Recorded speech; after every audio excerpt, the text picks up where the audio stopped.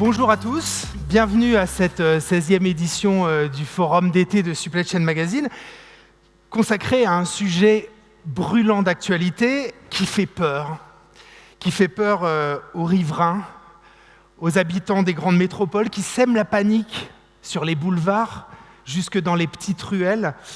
Alors, non, on ne va pas parler, vous le savez, on ne va pas parler des zonards qui étaient décrits dans ce Starmania qui date déjà depuis de 40 ans. Les zonards, on dirait maintenant les Black Blocs, mais c'est... non, on va parler des flux de marchandises, des flux de colis, on va parler des flux de matériaux, des pièces détachées, des denrées alimentaires, des palettes qui jouent des coudes pour livrer, pour approvisionner les habitants et les magasins des grandes métropoles, tout en restant le plus discret possible. Jean-Luc, avec tes références musicales, on savait tous que tu avais toujours rêvé d'être un artiste. Tu nous le montres chaque année au Roi. Bon, sur le sujet du jour, c'est vrai que cette problématique de la logistique urbaine ne date pas d'hier, pour les distributeurs, pour les transporteurs, pour les logisticiens. Mais quelque part, il y a aujourd'hui une urgence à faire bouger les lignes, exactement comme les zonards de Starmania qui n'avaient pas le temps d'avoir 30 ans. Là, on est dans une urgence qui ne se joue pas à 30 ans, peut-être en 30 mois, et peut-être plus court pour vos besoins et ceux de vos entreprises. Donc le e-commerce a franchi un palier depuis le Covid, la complexité des flux aussi. On parle de nouveaux services sur mesure, que ce soit en B2B, en B2C, pour la livraison, la collecte, avec des délais de raccourcis. Dans le même temps, face à la prise de conscience collective de l'urgence climatique, les réglementations qui y ont trait, les contraintes se durcissent en faveur du désengorgement des villes et de la qualité de l'air. Donc, quelque part, les zonards de la chanson, peut-être que c'est renvoie aujourd'hui aux ZFE, aux zones à faible émission. Ouais, les zonards à faible émission, c'est ça. Pour répondre à ces injonctions qui sont à la fois économiques, écologiques, qui sont aussi souvent contradictoires, enfin en tout cas qui peuvent l'apparaître, on a le sentiment qu'on ne peut plus raisonner sur le seul dernier kilomètre déjà, et puis aussi on doit raisonner à un niveau plus global d'optimisation dont le périmètre va englober justement les appros, le plan de transport amont et aval, la massification, le fluvial, l'immobilier logistique, la répartition des stocks de proximité, le recours éventuel à l'automatisation et aussi l'utilisation d'outils IT sur le cloud qui vont permettre de piloter un peu tout ça et de garder, de garantir une qualité de service. D'où le titre de ce forum d'été qu'on avait mis sous la bannière logistique urbaine, la supply chain s'invite en ville. Donc tout au long de cette journée, au travers de différentes tables rondes, il y en aura 3, d'avis d'experts, il y aura des interventions en solo, en duo, avec des témoignages, je pense à Point P, je pense à Franprix, à Urbit, à Carrefour ou Rexel cet après-midi. Donc nous allons tenter de voir quelles sont les solutions pour répondre collectivement à ce challenge en zone dense qui implique un grand nombre de parties prenantes, que l'on parle de chargeurs, de transporteurs, de logisticiens, mais aussi d'élus, de start-up, d'éditeurs, de spécialistes de l'immobilier. Et on essaiera, comme sur le principe des événements de Supply Chain Magazine, d'avoir un petit peu d'interaction avec vous à travers des questions sur scène, mais aussi lors des pauses, des échanges que vous pourrez avoir avec vous et avec les partenaires. Oui, j'en profite ici pour remercier nos chers partenaires sponsors, Arthur Lloyd Logistique, Corsalis, Deki, Delipop, Interlude, Clareo et Urbi. D'ailleurs, je pense qu'on peut les applaudir.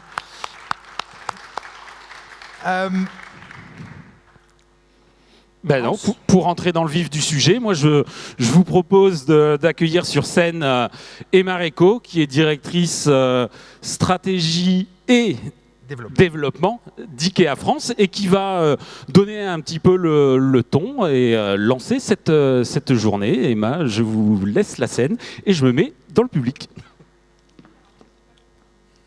Vous m'entendez bien? Voilà, maintenant ça va mieux. Bonjour à tous. Alors merci, je suis très honorée d'ouvrir le bal puisqu'on part sur un thème musical, si j'ai bien compris. Donc je suis Emma Réco et je suis en charge effectivement de la stratégie pour IKEA France. Et donc avec mes équipes, on s'occupe de l'expansion, des projets de transformation, d'innovation et de développement durable. Alors ça ne vous a pas échappé, je ne suis pas une spécialiste de la supply chain. En revanche, la supply chain est un élément majeur dans notre stratégie. C'est, j'allais dire, c'est peut-être pas très beau à dire, le nerf de la guerre, ou en tout cas le code qu'il faut craquer pour pouvoir continuer notre pénétration de marché et répondre aux besoins des consommateurs d'aujourd'hui et de demain.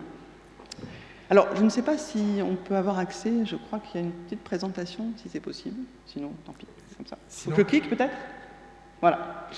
Pour venir témoigner de ce qui se passe actuellement chez IKEA France, je voudrais juste démarrer par quelques éléments contextuels. Je pense que vous connaissez tous l'enseigne suédoise, implantée en France depuis un peu plus de 40 ans maintenant, avec 36 magasins répartis sur le territoire et 5 centres de distribution, à savoir donc 2 qui sont en charge d'approvisionner les magasins et 3 centres de distribution clients. Aujourd'hui, donc 12 000 collaborateurs en France pour un chiffre d'affaires l'an dernier de quasiment 3 milliards d'euros. Et, élément important, un nombre de livraisons en pleine croissance, donc 3 millions l'année dernière, et ce chiffre-là ne fait qu'augmenter année après année. Alors pourquoi? Parce qu'on est effectivement, alors vous êtes sans doute nombreux à être dans le secteur du retail, de la distribution, on vit une véritable transformation omnicanale. Alors ça veut dire quoi? Ça veut dire tout simplement que les consommateurs ont des besoins qui évoluent. Ça veut dire que l'enseigne s'attelle à trouver des nouvelles façons de répondre à ces besoins qui évoluent. Et on est passé finalement d'un modèle monocanal où on a implanté notre marque en France avec des magasins en périphérie des villes, à un modèle où on a ajouté les ventes en ligne, une application, des services click and collect, des services de conception à distance, et donc tout un panel de canaux qui permettent aux clients de consommer à leur guise. Et évidemment, vous l'avez évoqué en introduction, le Covid a fortement accéléré cette dimension omnicanale puisqu'on a basculé en mode uniquement en ligne pendant un certain temps avec nos magasins fermés. Et on voit bien que quand on regarde les chiffres, on a multiplié par 10 nos ventes en ligne en l'espace de 4 ans. Donc c'est assez important et ça a beaucoup d'effets évidemment sur toute notre chaîne logistique. Une petite révolution pour IKEA aussi en France. Depuis 2019, on a ouvert des formats beaucoup plus petits et surtout très urbains.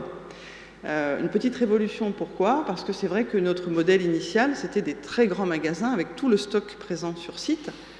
Et puis avec l'ouverture du magasin de la Madeleine en plein cœur de Paris, et puis ensuite du magasin rue de Rivoli, nous avons donc pu proposer aux citadins des magasins IKEA plus petits, dans lesquels on n'avait pas tout le stock à emporter sur place, et donc pour lesquels il fallait mettre en place des services de livraison adéquats.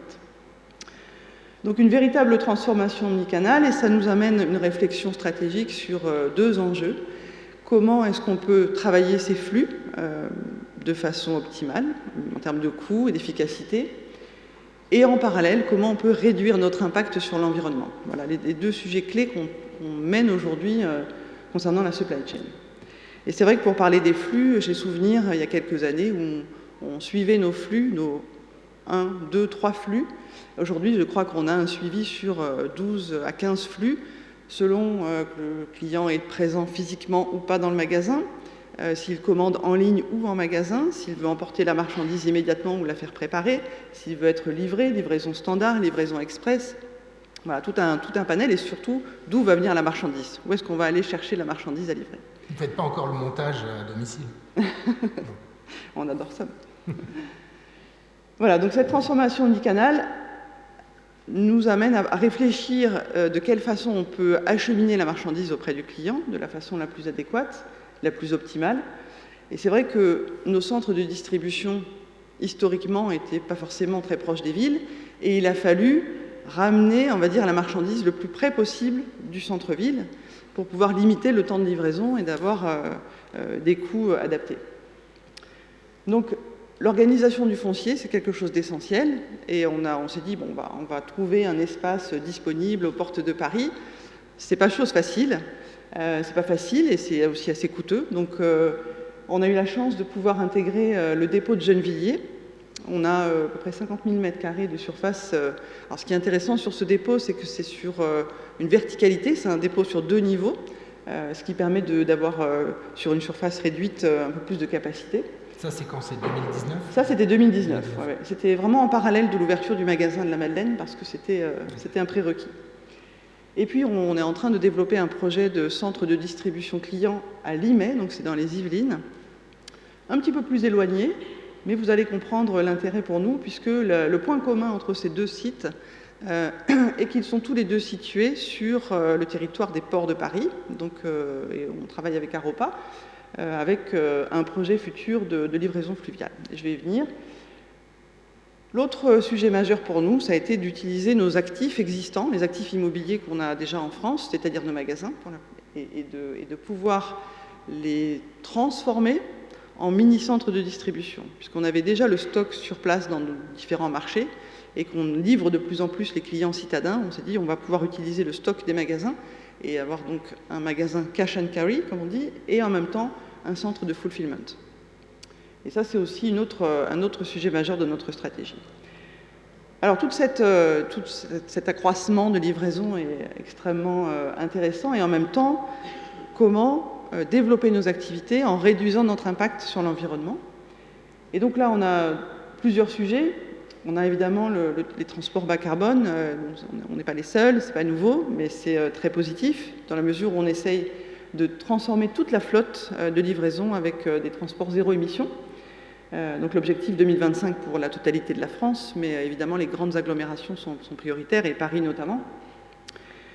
Pour ça, on équipe tous nos sites, aussi bien logistiques que magasins, de bornes de recharge. Donc pour le transport client, c'est à peu près 250 bornes et 7 millions d'investissements. Voilà, on a démarré l'année dernière et on finira l'année prochaine. Et puis, en parallèle de cette livraison électrique, qui implique d'ailleurs d'avoir une autonomie réduite, forcément, donc d'où l'intérêt d'avoir aussi le stock le plus près possible du client, on va aussi démarrer, dans les mois à venir, la livraison fluviale pour les clients. Et donc, je disais tout à l'heure qu'effectivement, nos dépôts étaient stratégiquement situés, puisque vraiment à Bordeaux, aussi bien Gennevilliers qu'à Limay. Alors pourquoi le fluvial? Tout simplement parce que ça nous permet de massifier, d'organiser des tournées de livraison, de les préparer directement dans le dépôt, donc de charger on va dire un petit conteneur qu'on appelle une caisse mobile, adaptée à nos activités. Donc une tournée de livraison, c'est 10 à 15 clients. Et donc on charge ces conteneurs directement dans le centre de distribution, et ce sont ces caisses mobiles qui vont ensuite naviguer et être déposées sur un châssis de véhicule électrique pour le dernier kilomètre. Voilà. Donc c'est un projet ambitieux parce que ça semble facile. On se dit, bon, on va transporter nos produits sur la Seine. Bon, il y a beaucoup d'interactions, il y a des ruptures de charge, il y a de l'optimisation à trouver. Donc c'est un projet extrêmement ambitieux et on est ravis donc, de pouvoir démarrer d'ici quelques mois ce projet en partenariat avec Aropa. Ce que je voudrais peut-être dire pour conclure, c'est que quelles que soient finalement quelles que soient les modalités, quels que soient les sujets qu'on porte aujourd'hui, on s'aperçoit que seul, on ne peut pas y arriver. Et donc, c'est vraiment un partenariat extrêmement important, aussi bien avec la ville de Paris, avec notre partenaire Aropa, avec tous nos transporteurs, nos partenaires logistiques. C'est effectivement ensemble qu'on arrive à co-créer les meilleures solutions. Parce que c'est, encore une fois, l'enjeu majeur pour nous, pour continuer notre développement en France, c'est de trouver les solutions optimales en termes de coûts et pour la satisfaction des clients. Voilà. J'espère que j'ai respecté le timing qui était un peu serré. En tout cas, je vous remercie de votre attention. Merci beaucoup. Merci Emma. Vous disiez, et vous vous excusiez presque de ne pas être une spécialiste de la supply chain. C'est justement pour ça qu'on vous a choisi. Ce n'est pas parce que vous n'êtes pas une spécialiste, parce que vous en parlez très bien, mais c'est parce que justement vous êtes à la stratégie et au développement business, et qu'on voit que la logistique urbaine fait vraiment partie là c'est vraiment le focus aussi sur cette problématique-là. Donc c'était pour ça que, évidemment, et encore merci beaucoup. Emma reste un petit peu avec nous juste jusqu'à la pause, donc on va pas, là on n'a pas le format pour les questions sur l'introduction, mais vous pourrez lui poser des questions lors de la pause. On va enchaîner tout de suite avec, je vous disais tout à l'heure que c'était un sujet brûlant. Alors oui, c'est un sujet brûlant parce que en ce moment même, à l'Hôtel de Ville, il y a le Conseil de Paris qui se tient, et David Béliard, donc le maire adjoint de la ville en charge de la transformation de l'espace public, des transports, des mobilités, du code de la rue et de la voirie, va détailler les 6 axes de la stratégie logistique urbaine pour Paris, qui a été élaborée.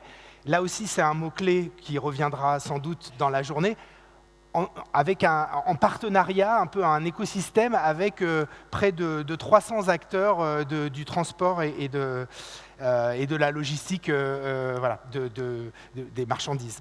Donc je vous propose de l'écouter. Il n'a pas pu, évidemment, il ne peut pas être là présent, mais il a voulu aussi intervenir lors de ce forum. Donc on va écouter pour compléter un peu cette mini-revue des enjeux et des challenges de la supply chain urbaine avant de passer à la première table ronde.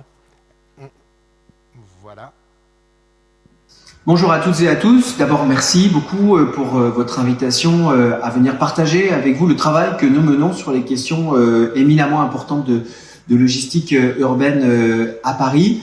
Malheureusement, je ne peux pas être avec vous physiquement, mais on m'a donné l'opportunité de faire une petite vidéo pour peut-être vous exposer un petit peu la manière dont nous avons abordé ce travail qui sera présenté au Conseil de Paris de juillet et qui va nous permettre de donner quelques grandes lignes directrices sur notre stratégie en termes de logistique urbaine. Alors, d'abord pour vous dire que toutes les questions qui sont liées à la logistique sont des questions éminemment importantes et fondamentales. Nous sommes face à des enjeux qui sont des enjeux majeurs, l'accélération des dérèglements climatiques avec des pics de canicule que nous savons vont être de plus en plus intenses, de plus en plus fréquents, et d'ailleurs nous en connaissons un avec d'ailleurs une sécheresse depuis déjà plusieurs semaines et plusieurs mois sur le pays. Des enjeux aussi évidemment en termes de santé publique liée à la question de la pollution de l'air, mais aussi à la question des nuisances sonores et plus globalement de la sécurité dans la ville avec l'encombrement de l'espace public. Et puis troisième enjeu, c'est l'aspiration aujourd'hui des Parisiennes, mais plus globalement de l'ensemble de nos concitoyennes et concitoyens à vivre la ville différemment. La ville, elle ne se pense plus, elle ne se vit plus comme il y a ne serait-ce que 20 ans, 15 ans. Elle répond aujourd'hui à de nouvelles aspirations, des aspirations d'une ville plus apaisée. Je sais que le mot est parfois galvaudé, mais il est pourtant très important. Une ville moins bruyante, une ville peut-être plus douce, et surtout une ville plus renaturée. Toute la question de rapport entre la ville et la nature est aujourd'hui profondément chamboulée par les discussions et les aspirations à construire de nouvelles villes. Nous sommes engagés dans une transformation profonde de l'espace public. Cette transformation profonde, elle se traduit, pour simplifier, par moins de voitures et plus de place pour d'autres usages comme le vélo, la marche à pied ou encore refaire de la nature, parce que nous en avons intimement et fortement, vitalement besoin pour répondre à la question des enjeux et du dérèglement climatique. Pour réussir cette transformation, nous devons et nous avons décidé de prioriser massivement notre allocation de l'espace public aux questions des flux dits professionnels et notamment à la question de la logistique. D'abord parce que ce n'est pas à vous que je vais l'apprendre, mais nous avons une explosion du commerce en ligne, et ce d'autant plus depuis la crise du Covid. À Paris, c'est 500 000 colis qui sont livrés par jour, et il nous faut donc répondre à ces nouveaux comportements, à cette nouvelle aspiration. Ensuite, Paris est une ville fragile, une ville qui n'est pas indépendante, bien sûr. C'est 3 jours d'autonomie alimentaire pour une ville comme Paris. Et donc, nous avons besoin de mieux sécuriser, de mieux comprendre aussi et de mieux organiser nos flux logistiques pour justement assurer une certaine souveraineté logistique à la ville. Et c'est une des raisons pour laquelle je vais y revenir. La question de la logistique est intimement liée à la question du foncier, et donc la maîtrise aussi du foncier, de ces installations, est une dimension évidemment extrêmement importante. Et puis ensuite, il y a dans cet ensemble la question aussi de l'encombrement, la question aussi du confort d'usage Et aujourd'hui, les livraisons sont perçues comme une source de nuisance, alors qu'elles sont une fonction vitale. Et nous avons donc intimement et fortement besoin de mieux organiser nos flux logistiques. Puis enfin, le quatrième point qui me semble essentiel, c'est évidemment la question sociale. Paris n'est pas une ville qui est destinée à le développement anarchique, notamment de nouvelles offres qui se situent dans ce qu'on pourrait appeler l'ubérisation. On a encore trop de livreurs qui sont aujourd'hui des livreurs sous-payés, souvent sans aucune protection sociale, et qui sont considérés comme de nouveaux esclaves de la vie moderne. Bien, moi, je ne m'en satisfais pas. Ce n'est pas le modèle que je souhaite développer pour Paris. C'est la raison pour laquelle la question sociale est une des dimensions importantes que nous avons travaillé dans une réflexion qui a impliqué 200 acteurs de professionnels et qui nous a permis de construire un certain nombre de propositions, d'orientations dans le cadre de cette nouvelle doctrine de la logistique urbaine. Alors, permettez-moi peut-être, pour être complet dans mon propos, de revenir sur les 6 ateliers. Nous avons distingué 6 ateliers qui ont été 6 ateliers de travail très intenses, très riches, pour nous permettre justement de travailler. Le premier, c'est développer le foncier et l'immobilier logistique. Je le disais tout à l'heure, la question logistique, vous le savez, est aussi éminemment une question de foncière. Nous avons besoin de travailler sur des hubs logistiques à l'intérieur de la ville. Paris concentre moins de 1% du foncier logistique, alors que sur l'ensemble de l'Île-de-France, alors que nous représentons bien sûr c'est un territoire de destination pour l'ensemble des flux logistiques. Deuxième chose, mieux partager l'espace public. Mieux partager l'espace public, ça veut dire quoi? Ça veut dire faire des micro-hubs fonciers, ça veut dire créer de nouvelles places de livraison, 1000 places de livraison que nous souhaitons et que nous allons créer, en plus des 9500 qui existent déjà. C'est ça aussi, le meilleur partage de l'espace public, c'est prioriser, et les questions de logistique sont évidemment prioritaires.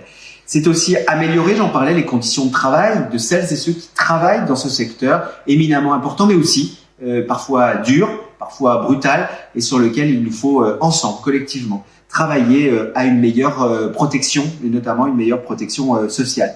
Favoriser l'offre de proximité. Oui, il y a une explosion aujourd'hui du e-commerce, mais nous sommes attentifs et nous souhaitons continuer à voir se développer une offre de commercial de proximité. Paris, c'est une ville de quartier, c'est aussi une ville de commerce de proximité.